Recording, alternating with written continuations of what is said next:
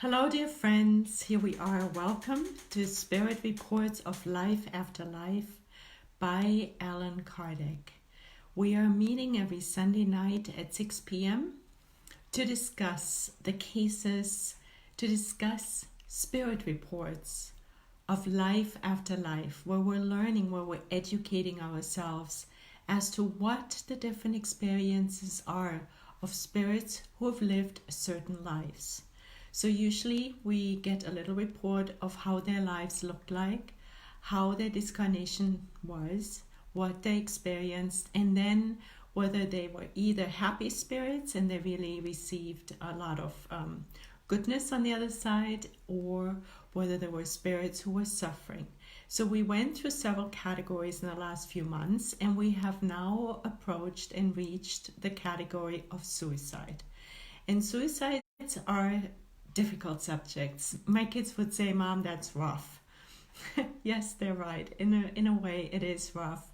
But we are so blessed that we have all this information where we can educate ourselves. So we know what it means. We know what the consequences are. We know the law of cause and effect. So we know as we act, so we receive. As we think, so we receive. As we speak, so we receive. And the same is true for suicides. So in the last week, we talked about a specific case which was very complicated. And this week, we're talking yet about another case. And it is our friend. He doesn't have a name, but it is a father who actually committed a suicide in order to prevent his son from having to go to the military.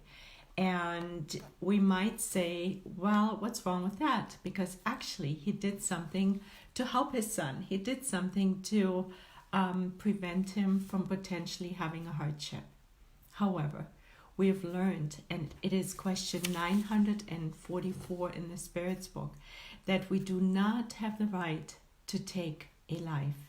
We don't have the right to take our own life, and we don't have the right to take anyone else's life. That's a privilege, so to speak, that's only for God.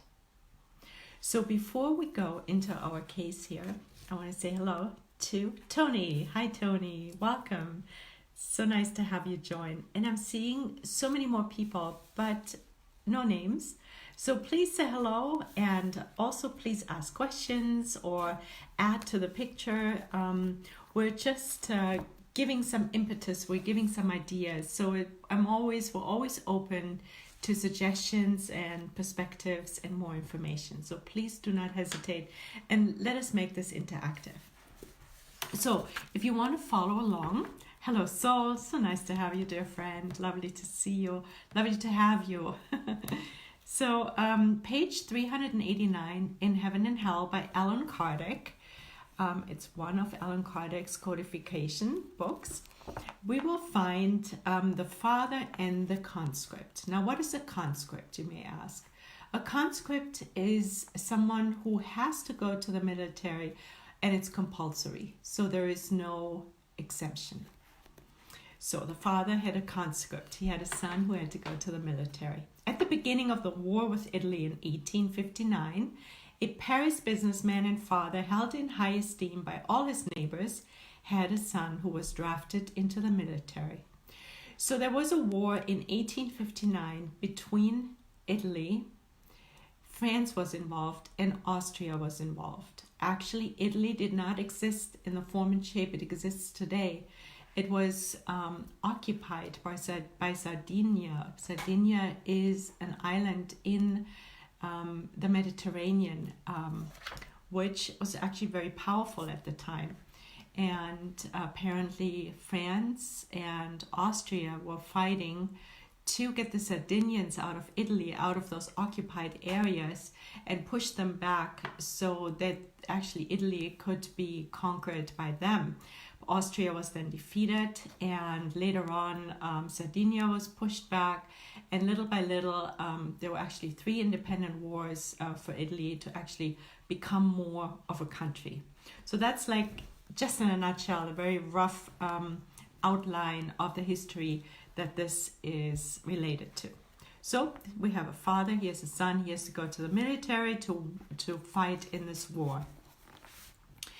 Since he could not exempt his son from the service due to his social position, the idea occurred to him to commit suicide in order to exempt the young man as the sole surviving son of a widow.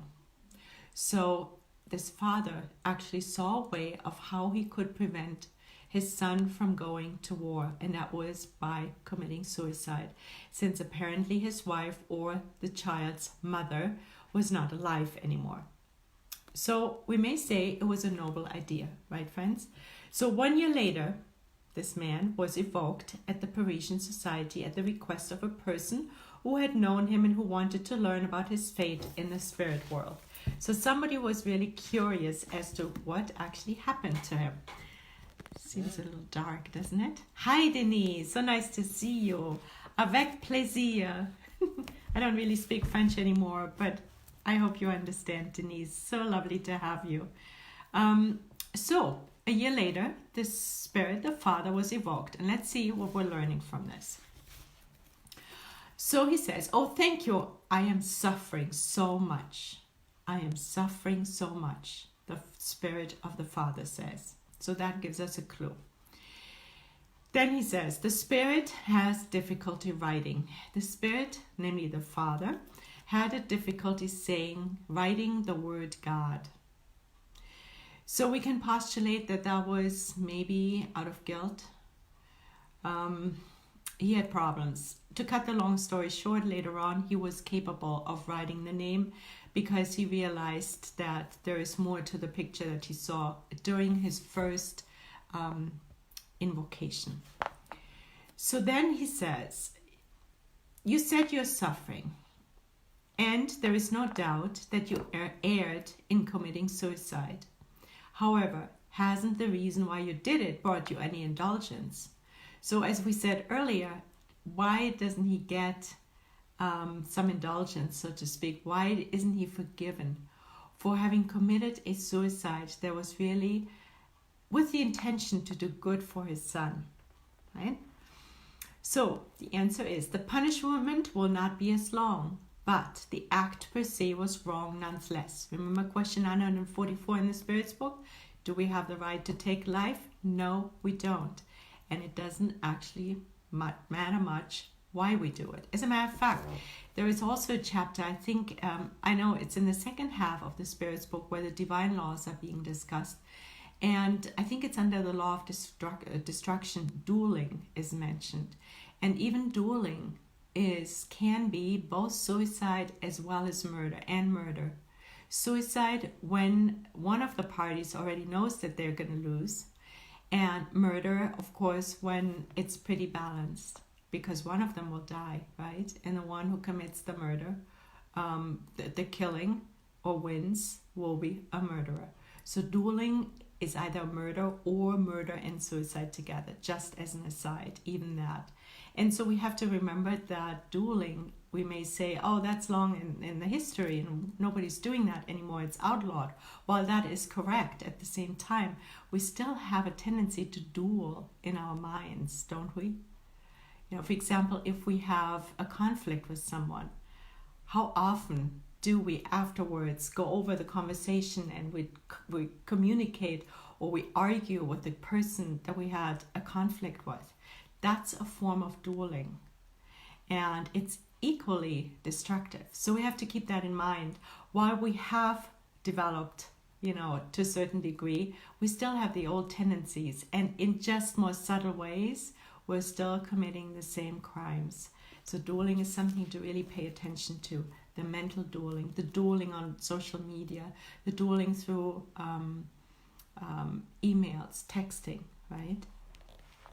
Okay, so he is saying that his punishment, his so-called punishment. Now, I want to pause again. The word punishment, as we know, is hard for us to understand. We've kind of evolved away a little bit from this.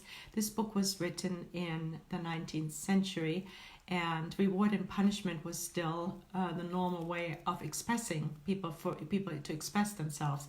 In the meantime, we know that reward and punishment is not necessarily, or let's say, is not the way to go. But we know that it's the law of cause and effect. So if we do or think or say something, there will be an effect. So it will be just the effect. The punishment is the effect of a previous act. So his effect, so his consequence will not be as long, but the act per se was wrong nonetheless. So even though he did it to prevent his son from going to the army, it's not the correct thing to do. Would you describe your punishment? And we know now we can replace the word punishment, consequence. So here's the father saying, I'm suffering doubly. I am suffering. As a matter of fact, I want to pause. He said earlier, I'm sorry. He said earlier that he is suffering, and because he erred in committing suicide. I want to go to the Spirit's book. All the way in the end of the Spirit's book, past the divine laws, is a chapter, and it is called Future Joys and Sorrows. And in there, is being discussed God's intervention in punishment and reward. And they're using the same language, of course, because the book was written at a similar time. We're going to question 963, which is in the Spirit's book. 963 in Future Joys and Sorrows. And there is this chapter, God's intervention in punishments and rewards, because we may ask ourselves, so this man had a good intention. So to what degree can God really observe us and always know so exactly what our intentions, our thoughts, our actions, what they were rooted in, what they were based on? And it's interesting because Allan Kardec thought about the same thing, and he asked the spirits on high, and they gave us a good answer. So question 963, is God concerned personally with each individual? So is God really concerned with each one of us? Isn't God too great, and aren't we too small for each individual in particular to have any importance in the divine side? Friends, have you asked yourself the same question? It's like, who am I? Why 8 billion people, and God is watching me and knows exactly what's going on with me? Well, let's see what the spirits are answering. God is concerned with all created beings. God is concerned with all created beings, no matter how small they may be. So God is concerned as much with a worm as with us, or the president of the United States, or whoever we may want to pick as an example. It doesn't matter. Nothing is too small for God's goodness. Isn't that very consoling and beautiful? So whenever we feel lonely or desperate, we know God is there, Jesus is there, the good spirits are there. We're never, never, ever alone. And then we go to question 964. Must God be concerned with each of our actions in order to reward or punish us?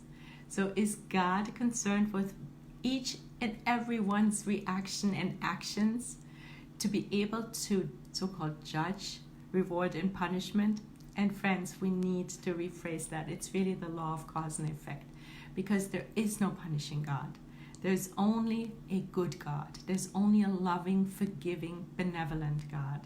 There's only a good God. So we have to keep that in mind. But we fall under the law of cause and effect. Just like the law of gravity. We can ignore it, but we still fall under it, right? So I'm seeing a few friends who have joined, and I don't want to overlook you. So we said hello. Denis, Lisa Telly's friend. So nice to see you, or to have you. I can't really see you, but I see you in my inner eye.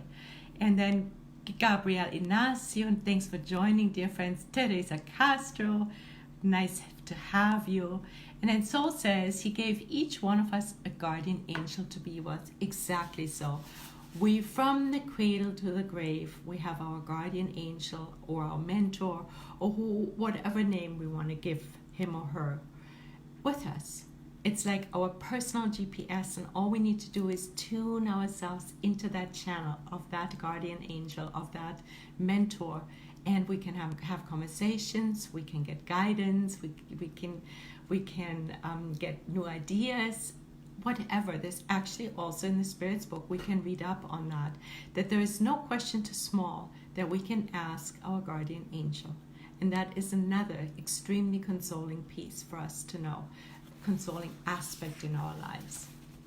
And it's important to nurture the connection to our guardian angels or mentors, since they're there out of the love for us. So must God be concerned with each of our actions in order to reward or punish us? Aren't most of such actions insignificant to God? Good question, right? Allan Kardec is just so brilliant. He always hits the nail on the head. The answer is, God has established the divine laws that regulate all your actions. And that is why it is so important to study the divine laws, which can be most beautifully studied in this by means of the second half of the Spirit's book. So God gave us the divine laws. If you violate them, the fault is yours. That's then the effect. The cause is violating the laws, and the effect we have to live with. Obviously, when people commit an excess, God does not pronounce sentence on them by saying, for example, you are a glutton and I'm going to punish you. It's funny, right, to think that God would talk to us like that. But God has set a limit. Maladies and sometimes death are the consequences of excess. Thus, the so-called punishment, it results from breaking a law. Everything happens this way. Again, it's the effect. If we break the laws, the divine laws, and we know the same thing with our human laws, when we break the human laws, there will be an effect. And the effect maybe we end up in prison. And here the effect will be pain that we experience, illness that we might have. It's something we have to expiate. We might be suffering from poverty. We might be punished with too much money. Who knows? So I'm sure you get the idea. So what we've learned just now is nothing and no one is too small for God. We fall under the divine laws which regulate the universe. And if the more we educate ourselves of what they are, the more we can be more conscious citizens of this world or of this planet. And consequently, we can be more aligned with God's will. It is one form of being aligned with God's will, is following God's laws. Again, second half of the Spirit's book. Very important. And since we fall under the law of cause and effect, and we can't avoid that, whatever we're doing, it's based on us. We've planted the seeds and we have to harvest them. And we plant these seeds in our garden of eternity. So now we're going back to our friend here, our father who committed suicide in order to prevent his son to go and fight in a war. So would you describe how would you describe your punishment? And the answer is from the father, I'm suffering doubly. I'm suffering in my soul and I'm suffering in my body. Interesting. I'm suffering in my body even though I'm no longer in possession of it. Like an amputee feels pain in a limb that is no longer there. We've all heard that when a limb is being taken off, body part, it still can hurt. It's the so-called phantom pain. So our friend here still suffers in body, which leads us to believe that his perispirit, even though it is severed from his physical form, but in the case of suicides, it is so abrupt that it may take a long time for the actual energetic connection to dissolve. We learned last week that actually very often a suicide feels connected to his or her body as long as their lifespan would have been.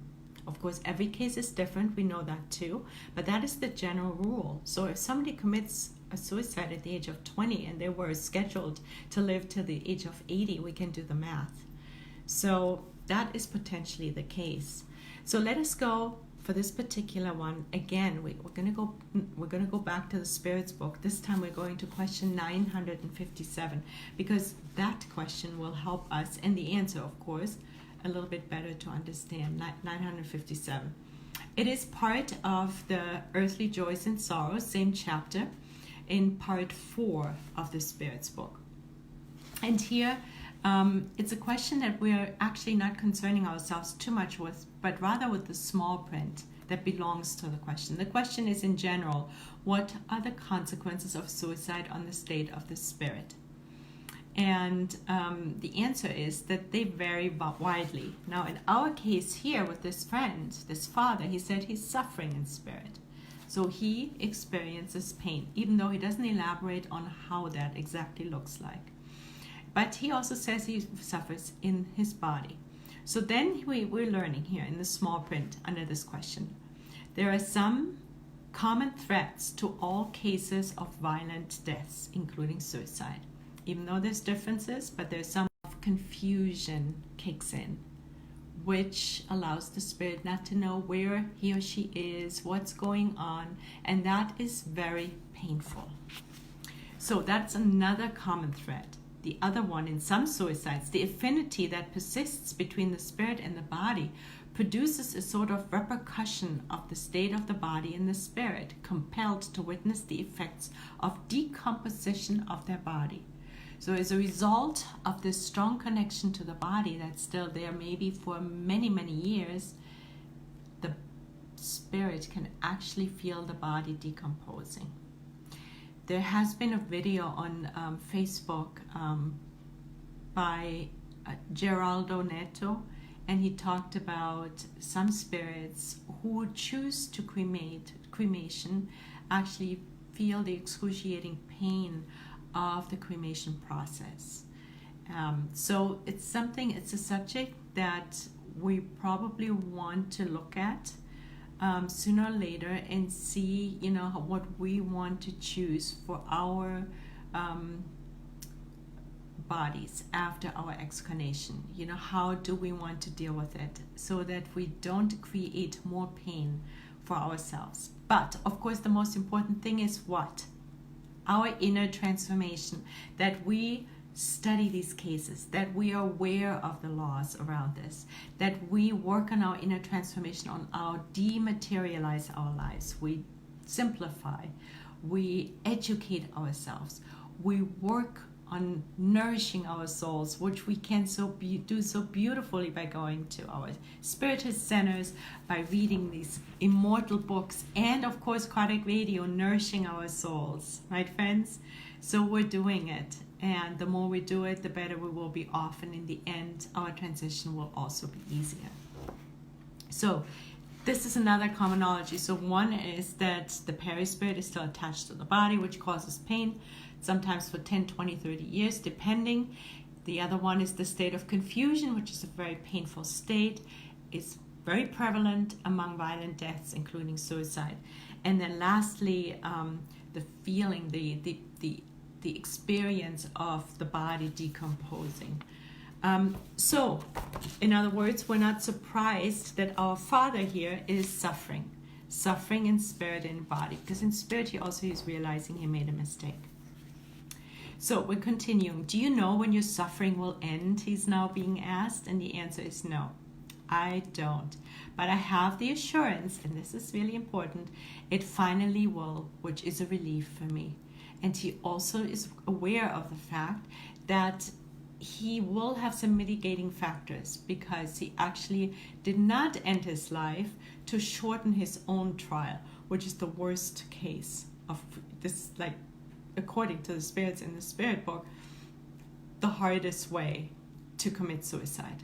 It has the worst effect when we kind of cop out of our lives. But this father didn't do that, right? He did it because he wanted to help his son. So there's some mitigating factors there. So then St. Louis is being asked. So this really ends our invocation of the father. So we're not getting more information. So we know he's suffering. But then St. Louis is asked, St. Louis, would you give us your personal appraisal about the spirit whom we have just evoked? Well, we're grateful for that because we know that St. Louis will give us some wise words that will help us to understand. And this is now what we're talking about now is very much linked to chapter 5, which is a beautiful chapter in the Gospel, one of the longest, if not the longest. Blessed are the afflicted. So this spirit is suffering. This is now St. Louis speaking. This spirit is suffering justly, for he lacked trust in God. Friends, he lacked trust in God. A wrong that is always punishable. In other words, a wrong that always has a negative consequence. Why? Because we need to learn to have faith. Faith in God, aligning our will with God's will. This father controlled the situation out of fear that his son could be killed. But what do we know, right? We're going to continue reading because just up front, how do we know how his son's life and his life would have played out, right? Because these big things, including death, they're predestined. God is in charge. We don't need to take that on. So that is very important that we have faith in our life path. We are co-creators with God. That is important. But we can't take our fate into our own hands in this form or shape. And this father did. So he lacked faith. The punishment would be terrible and very long if it were not mitigated by the praiseworthy motive of keeping his son from being exposed to death in war. So there is mitigating factors. God, who is just and sees the depths of the heart, is only consequencing this man according to his deeds. And we've learned earlier in the Spirit's book that God always keeps an eye on everyone, including the worm in underground. At first glance, this suicide might seem excusable, since it may be regarded as an act of self-sacrifice. Actually, though, this is not entirely correct. As St. Louis stated, this man lacked trust in God. That is the problem, and that is what we are being asked tonight. We may ask ourselves, and we're following our dear friend Vanessa Anzaloni's concept of a therapeutic question. How much faith in God do we have? Are we thinking we are behind the steering wheel and we need to control everything? Or can we let go and let God, as they say in AA, let go and let God. There's actually a beautiful little story. I'm sure you've heard it, but it comes to mind, so I'm going to say it in case somebody hasn't heard it yet. There was a little child that was in an airplane sitting next to an elderly gentleman, and during the flight, the turbulences hit, and the elderly gentleman freaked out. He clawed on his seat, the way we do. We think the seat's going to save us. But he looked over to the little child, and he saw the little child sitting there completely relaxed. And he said, "Aren't you scared that, we might crash, that something terrible is going to happen?" He asked the little child. And the little child looked at the older man, and he said, "Why should I be scared? My father is flying the plane." So what is he really saying? He's saying that God is in charge, right, friends? So why do we need to get all freaked out? And this in his soul says this father was desperate. He could not see, he didn't have enough faith in God. That's really what it was. And that backfired because he didn't know about the fact that we don't have the right to take our own or anyone else's life. Hippolito, sending you a big hug too, dear friend. I'm seeing Saul, amazing video. He explains very well about that. Exactly, yes. Saul, you're referring to Geraldo Neto's video that you can find on YouTube. It's probably easier to hunt that down. But it was on Facebook as well. He talks about, what we want to do, what cremation does to us after excarnation. All right, so friends, let's see. So How much faith do we have in God on a scale of 0 to 10? Where are you at? You don't need to answer, just for us to check in, because if we say, oh my gosh, I'm only a 3, I really don't have much faith, I tend to control everything in my life or have the impulse to, then we're invited to practice for the next week to come, to really observe ourselves. How much faith do we have? How much trust in God do we have? Perhaps this action prevented his son's destiny from being fulfilled, right? We don't know. Moreover, he could not be certain that his son would have died in battle. And maybe this career would have given him an opportunity to do something that would have been useful for his evolution, right? We don't know. And the same is actually true also for this new law that's in effect in some states, where people are allowed now to take their own lives when they're faced with a severe terminal illness. And if they receive a certain diagnosis, they can actually choose to end their lives.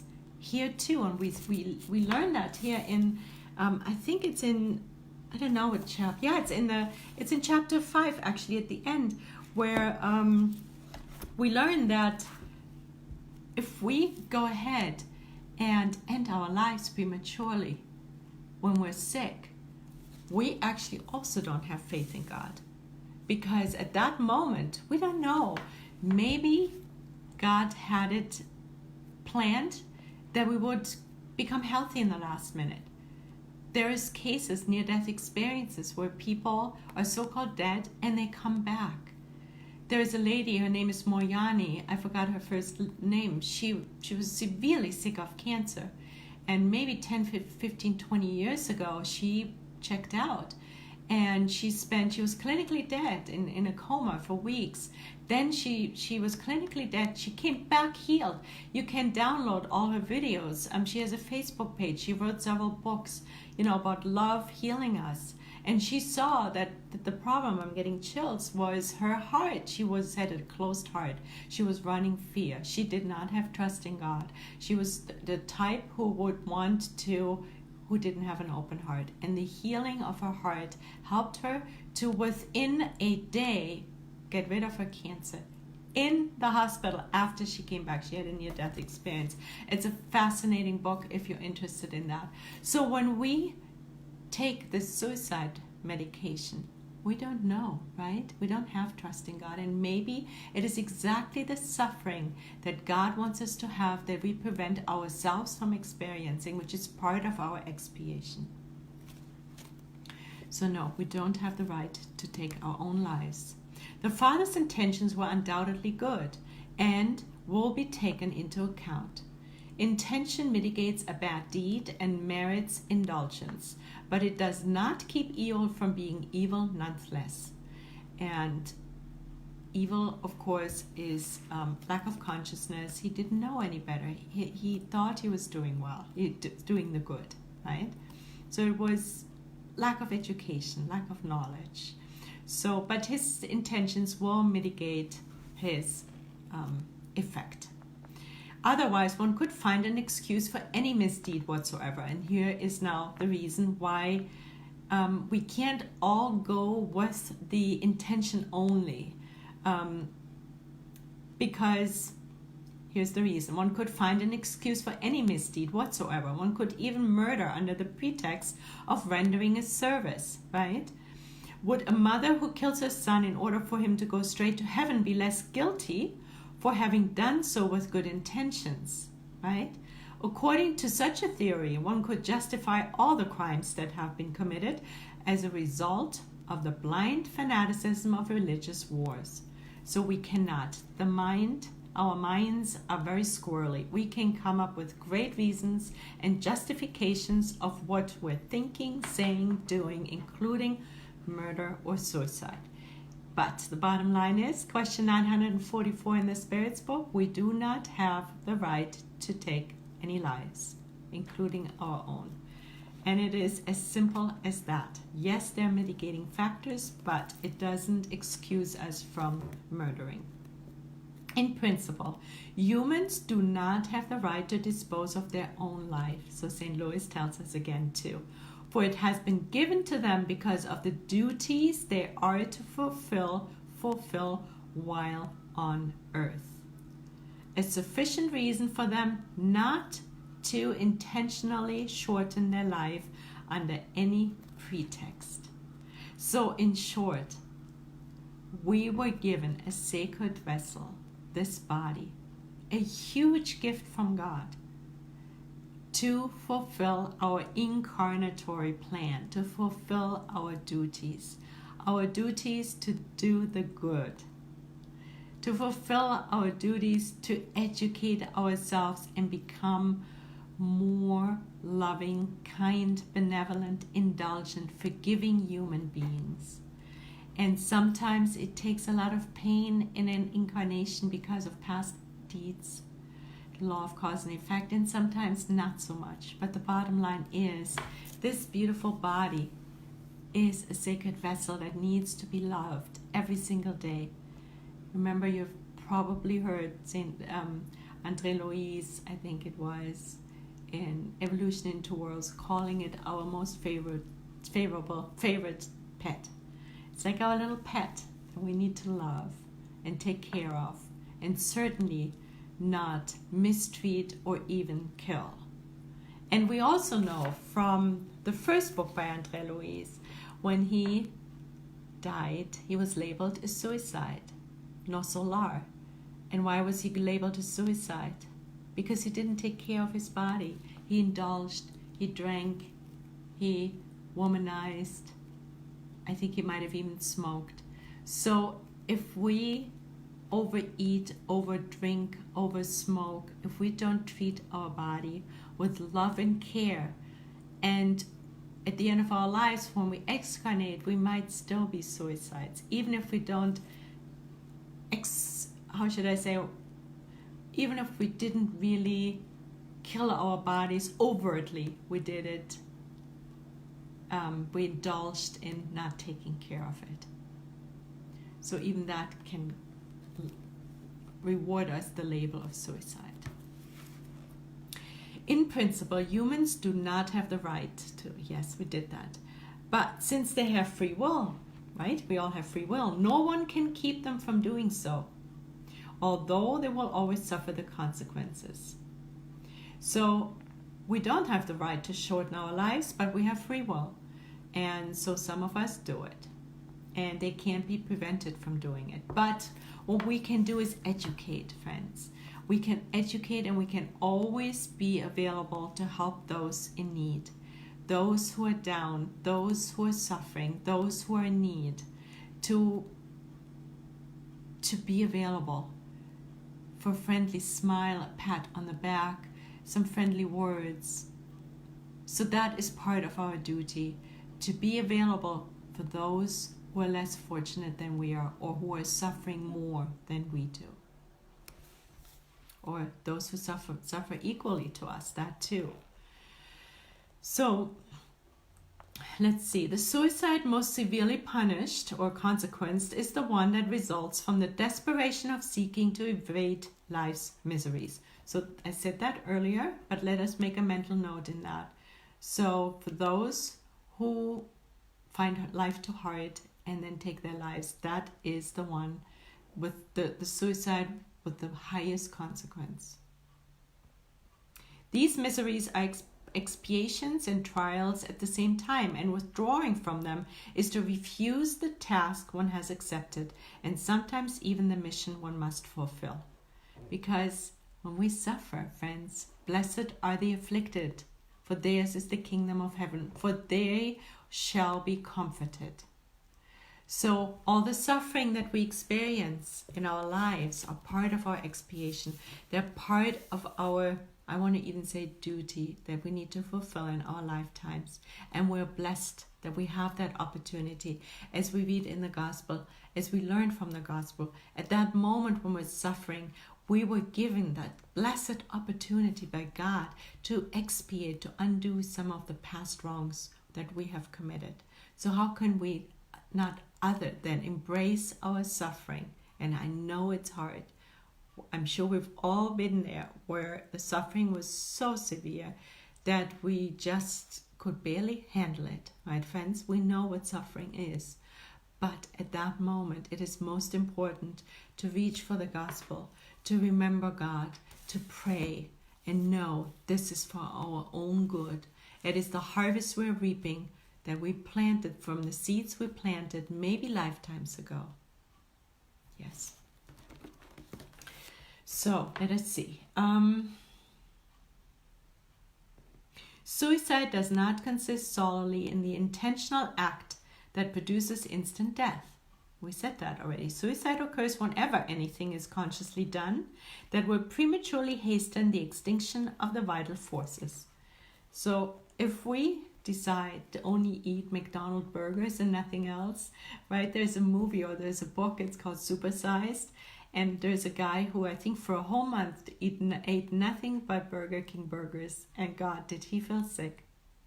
So if we do that for the rest of our lives, we may be labeled suicide as well. So let us keep that in mind, right? So it doesn't only have to be an overt suicide. An act is not regarded as suicide when out of self. So this is important. An act is not regarded as suicide when out of self-sacrifice one exposes oneself to death in order to save another person's life. So this is not what our Father did. He did not, because we don't know whether he actually would have been killed in the war, right? First, because in that case, there is no premeditated intention to withdraw from life. Second, because there is no danger from which providence will not rescue us if our time has not yet come. So there's two reasons. So there's one case where suicide is not regarded as suicide, and that is 100% self-sacrifice. And in a minute we're going to go to the gospel, because St. Louis actually addressed that in the gospel as well, in chapter 5. So there's two scenarios in that, the total self-sacrifice, taking life out of total self-sacrifice. One is when there is absolutely no premeditated intention of withdrawing from life. Again, that's not really the case with our friend, our Father here, this case. And second, because there is no danger from which providence will not rescue us if our time has not yet come. So death under such circumstances is a meritorious sacrifice, because it is a selfless act on behalf of someone else. Let us go to page 124 in the Gospel, chapter 5. Blessed are the afflicted. So here he says, and this is as an aside, always consider yourself as an instrument chosen to make the suffering of others to stop. To summarize, all of you are on the earth for expiation, but all of you without exception must employ all your efforts to mitigate your neighbor's expiation according to the law of love and charity. That is our duty. Our duty to support our neighbors out of love and charity. And then, let us see. Is it permissible to shorten the life of a patient who is suffering with no hope of a cure? And we said that already. No, it is not, because we don't know what God's plan is for that person, even if the so-called life expectancy is just a few days or a week. We have no idea what God's idea is, and we need to practice faith. And even if the life would come or will come to an end, the pain, every minute of suffering is vital for the soul and is not to be curtailed by us humans. And then page 125, sacrificing one's own life. And that is what we want to look at. Item 29 on top of the page are persons who are disillusioned with life but who do not want to commit suicide, guilty for seeking death on the battlefield with the intention of making their death useful. And the answer is, whether persons kill themselves or have someone else to do it, their purpose is always to shorten their life. And it is suicide by intent. So, However, premeditated intent in seeking death by exposing oneself to danger, even if to render service, annuls the merit of the act. So the minute our intention is premeditated to curtail our lives, it is a suicide, and we will have to account for it. Item 30. A certain man exposes himself to imminent danger in order to save the life of a fellow being, knowing beforehand that he himself will die. Would this be considered a suicide? So if a man exposes himself to a danger in order to save someone else's life, already knowing beforehand that he himself would die or will die, would this be considered a suicide? The answer is, from the moment in which there is no intent to seek death, there is no suicide, but devotion and self-denial despite the certainty of dying. But as long as there's devotion and self-denial, despite the certainty that there will be death, it is not a suicide. So our Father did not quite fall under that category, right, friends? Because he actually intended to kill himself. And that was premeditated with the intent to help his son. But that's why he's going to get mitigated circumstances, but it was still a suicide. It was not a purely unintentional act. So who can say that Providence has not served an unexpected means of salvation at the most critical moment, right? So anyway, so from the moment in which there is no intent to seek death, there is no suicide. And then, let's see, we're going to end here. We're going to stop here.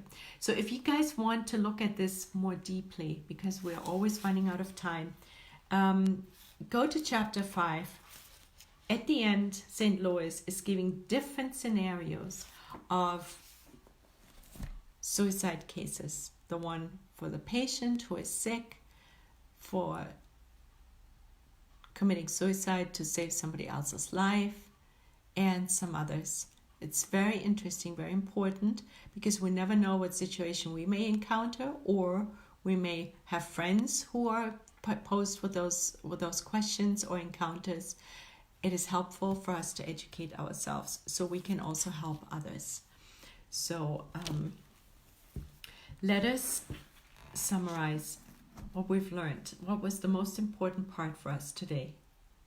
We've learned that we need to have faith. We have to trust God's plan. That we cannot take matters in our own hands, since we have no right to kill. We don't have the right to kill our own body, and we don't have the right to kill other bodies, and that includes unborn life. So we learn that too. Abortion is another subject that is being covered in the Spirit's book, and that is also a form of murder. So we don't have the right to take life. We have to have faith. If a pregnancy falls into our laps, unexpectedly so, if, like in this case of our father, the son is being sent to war, and even if we dislike it, we do not have the right to take our life. And when we get sick and we're suffering terrifically, even then we don't have the right to take our life, even though human laws allow us to do that, both with abortion as well as with taking our lives when we're sick in certain states.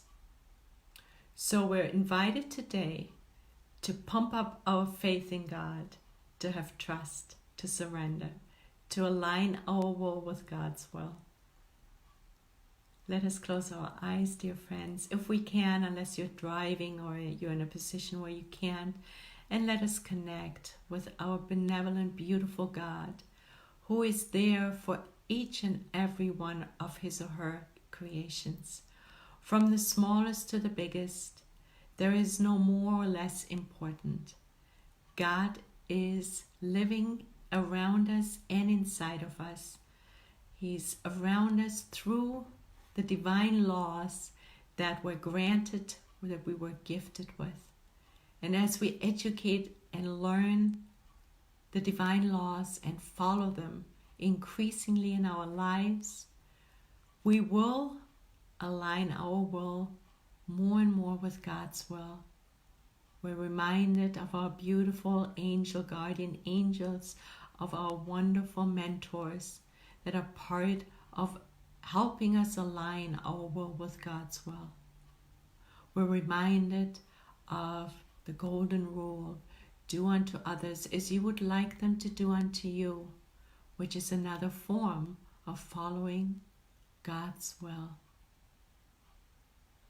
We're extremely grateful for these wonderful teachings, for these immortal lessons that help us navigate through our blessed incarnations, albeit hard at times, with the guiding thread of Jesus, the good spirits, and God's laws. We're prone to be successful. It is in this incarnation that we become more conscious and more aligned, breaking with old habits and thought patterns. And it is with immense gratitude for Kardec Radio and each and every one of you who are joining the beautiful spirit guides of this group and Kardec Radio and each one of our homes, that we are allowed to meet here and learn and practice to become more conscious. And we're asking humbly for permission to close tonight's study session. And so be it, dear friends. Thank you so much for joining. It is a wonderful pleasure. And Sylvia Beltran was here, and Carol Correia, dear friend, thank you. It's so lovely to see you. It is such a joy to have you all here. Have a beautiful rest of your day, a wonderful week with so much faith in God.